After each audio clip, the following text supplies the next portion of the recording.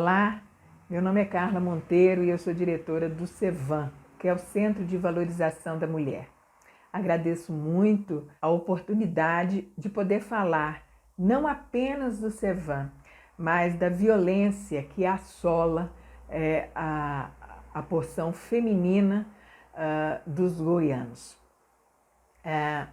O CEVAM, ele existe há 4 décadas, mas somente há 24 anos passou a fazer o acolhimento dessas vítimas da violência doméstica, familiar e de gênero. Essencialmente no CEVAM, a maior parte das suas acolhidas são vítimas de agressão física. Não existe apenas esse tipo de violência contra a mulher. Considerando a Lei Maria da Penha, são elencados 5 formas de violência: a sexual, a física, a psicológica, a patrimonial e a moral. Entretanto, quase 80% dos casos que chegam ao CEVAM, eles são resultantes de violência física. E são, assim, violências das mais brandas as mais severas e hediondas que se possa conhecer. São quase 35 mil casos que já passaram pelo CEVAM nesses 24 anos.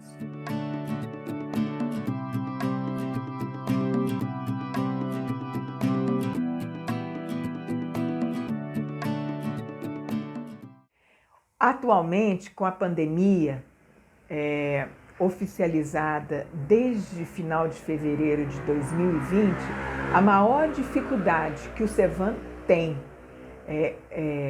para acolher, para cuidar dessa mulher, é justamente recebê-las.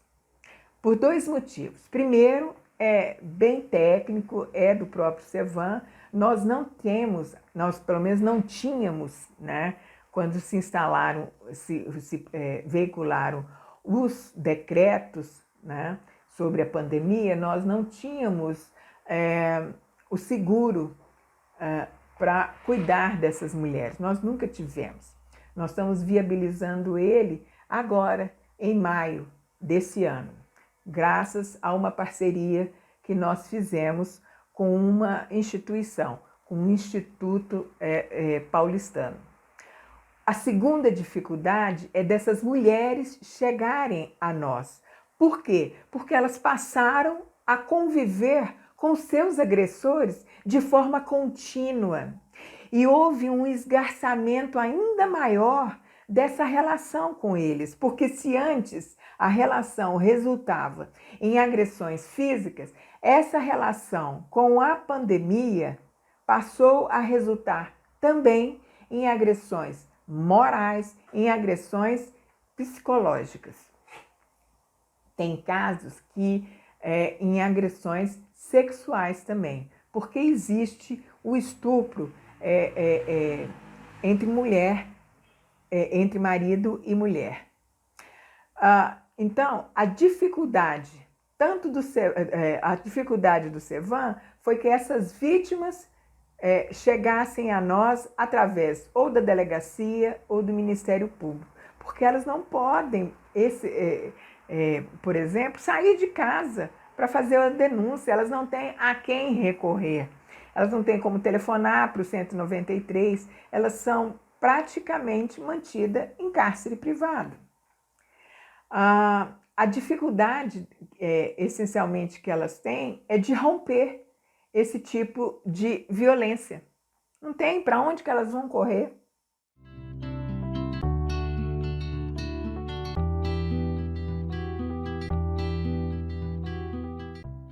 Bom, o papel do CEVAM em Goiás, né, é de tentar, primeiro, mitigar, mas essencialmente de definitivamente acabar com esta segregação social, econômica, moral, digamos assim, romper com essa tradição da discriminação e da violência. Violência essa que acabou sendo naturalizada. Porque se você tem uma discriminação, se você tem uma segregação, mesmo que moral dessa mulher, você naturaliza a violência, ou seja, você justifica a violência. A grande verdade é que a mulher, desde que o Brasil foi fundado, ela é tratada como um ser sem cérebro e sem alma, além de total ausência dos direitos civis. Essa realidade ela começou a mudar a partir de 1988, com a Carta Constitucional, quando se disse que a mulher, assim como as crianças, não são propriedades do homem. A partir disso, começou-se, pelo menos oficialmente e no papel, a se romper essa tradição. Em 2006, criou-se a lei, promulgou-se a Lei Maria da Penha, um instrumento para ajudar essa oficialização dos direitos civis consagrados às mulheres. Algumas pessoas podem ouvir essa sistematização e achar que há um exagero. Eu digo que não há um exagero. Eu dou um exemplo. Até 1988, a mulher não poderia sair de casa sem uma autorização por escrito do seu marido. Se ela participasse, por exemplo, de um comício, se ela participasse de uma reunião pública que estivesse lutando por alguma coisa e ela não tivesse acompanhada do marido, ela poderia ser presa por prostituição.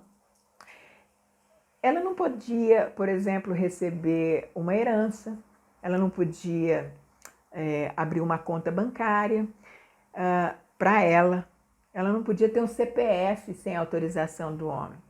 Isso há 30 anos atrás,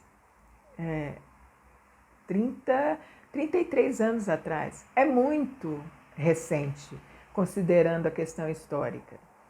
Então, o CEVAM, né, ele não faz só abrigamento, ele também é uma forma de expor essa vergonha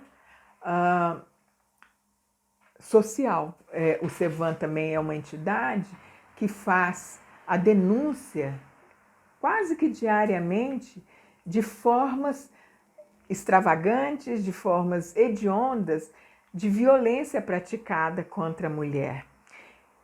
É um jeito das autoridades se organizarem e montarem um projeto educacional que rompa com isso, porque apenas pela educação se é possível exterminar, finalizar, terminar de vez com esse processo de que mulher é propriedade e, portanto, ela pode sofrer todo tipo de sanção quando prover, né, quando aprover ao seu suposto dono.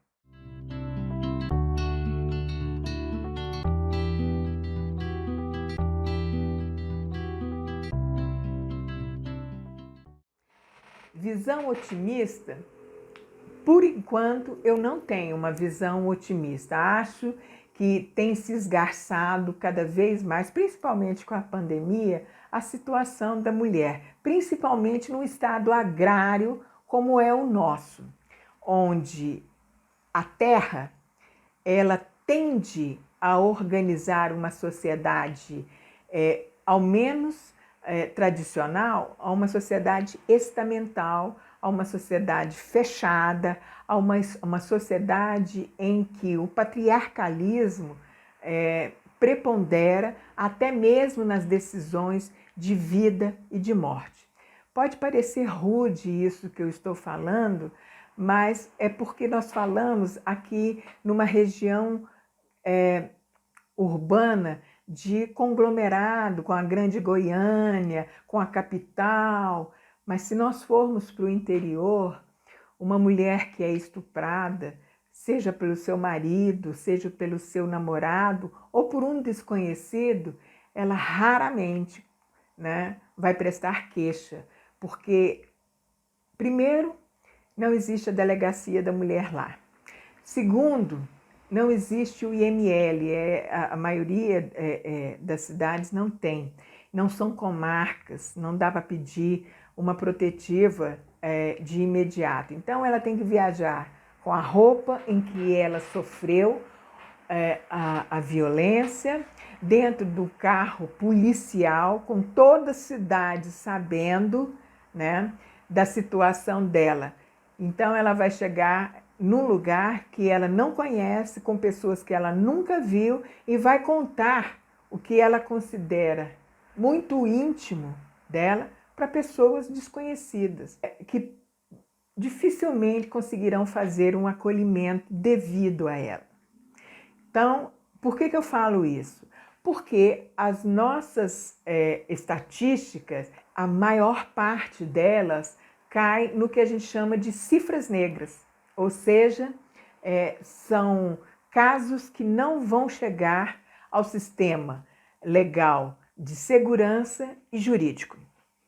Então, se nós tivemos 19 casos de feminicídio ano passado e esse ano nós já tivemos 15, pode ter certeza de feminicídio, hein? Que é um caso aberto. Mas a leitura que a força policial faz, né, desses casos nem sempre é muito honesta. Não é uma acusação isso, é apenas uma constatação.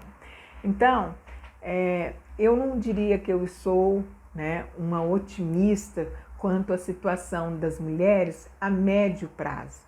A longo prazo, eu sou otimista na medida em que trabalhamos muito, né, para que os governos estaduais e municipais implementem em seus currículos escolares, né, a questão da igualdade das mulheres. E quando eu falo a questão da igualdade das mulheres, eu não falo de irem grupos Maria da Penha para dentro da escola e explicar que a gente não pode bater em mulheres, né? Não pode bater não é isso. Eu falo, né, de uma pedagogia, né, que se estenda até o lar, né, e a mãe e o pai passem a cuidar dessas crianças e a explicar a essas crianças que nenhum ser humano merece apanhar, que todo ser humano merece e deve ser tratado com respeito, que todo ser humano é digno de ser respeitado, mesmo que você não concorde com a forma dele falar, se vestir, com a forma dele pensar, você tem que ter respeito a essas diversidades e tolerar, né? Então, os próprios pais têm que trabalhar isso também. Então, eu sou otimista a longo prazo. A curto e a médio prazo, infelizmente, eu não sou.